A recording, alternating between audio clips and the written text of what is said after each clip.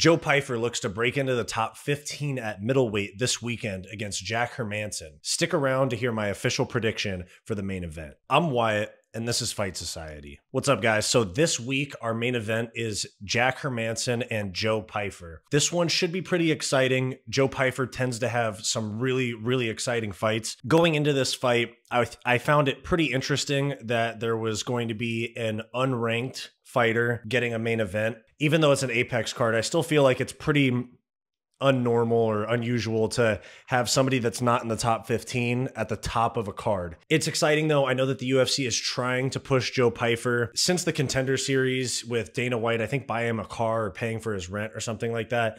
It feels like they like his story a lot and they want to push him to the top of the division. And we've gotten some new action at the top of middleweight with DDP becoming the champ and Sean Strickland before that. But up until Sean Strickland beat Israel Adesanya at UFC 293, the middleweight division started to feel a little bit stale, in my opinion, because you had Izzy just knocking off contenders, and you had the typical top of the food chain, top 5 guys like Marvin Vettori and Rob Whittaker were knocking back these contenders. And now we actually have a little bit of parity at the top of the division. There is this push recently to bring in the next generation of fighters and stars and main eventers from the UFC. I think they're in a little bit of a building phase right now, given that Israel Adesanya is not technically active right now. And given that Conor McGregor is inactive, it feels like the UFC is bringing in the next generation.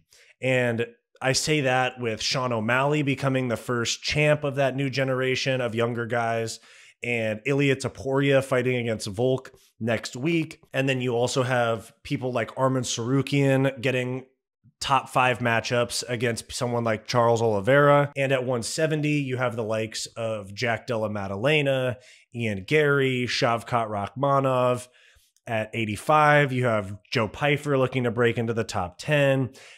Brendan Allen is in the top 10 now. Nasruddin Imavov just broke into the top 10 with his win over Roman Dolidze. 205 is still in a good spot with Alex Pereira. And at heavyweight, you have Tom Aspinall and some other upcoming stars, but it is pretty stale right now while they wait to get the John Jones and Stipe fight out of the way. But my main point here is that the UFC is bringing in the next generation of main event fighters, stars, and all of that. The Joe Pyfer story with living in his car, I think getting kicked out of his house, something like that, or not having a place to live. That story, along with his personality and his big knockout power, is the right formula for the UFC to build him into this like blue collar superstar, which I really like.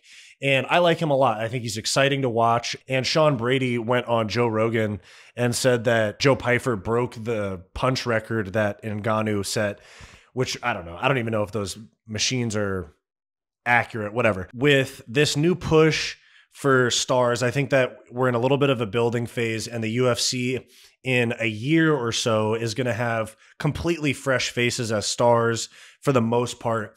And, you know, within the next year or so, I think that the likes of John Jones, Kamaru Usman, Conor McGregor, I feel like those people are probably going to be out of the sport in the next year, 2 years. And so they don't have those big stars and they need to build something. And so I feel like the UFC doesn't rely on stars as much as they used to, the way that they relied on Conor and Ronda Rousey so heavily to build the sport in a time where it was just getting into the mainstream.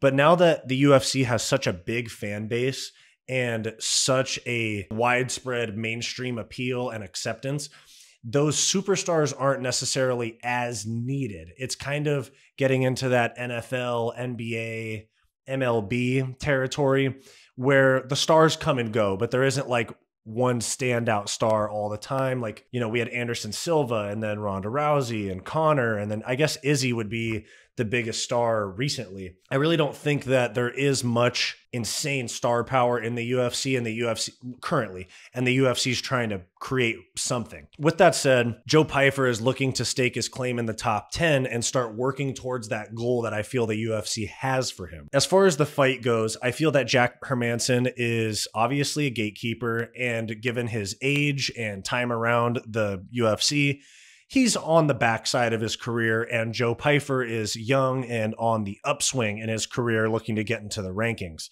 Now, I think that Joe Pyfer has very good grappling and takedown defense, and I think that he's better than Jack Hermansson on the feet. Jack Hermansson has not stacked up to the recent tests from upcoming talent like Roman Dolidze. He got finished.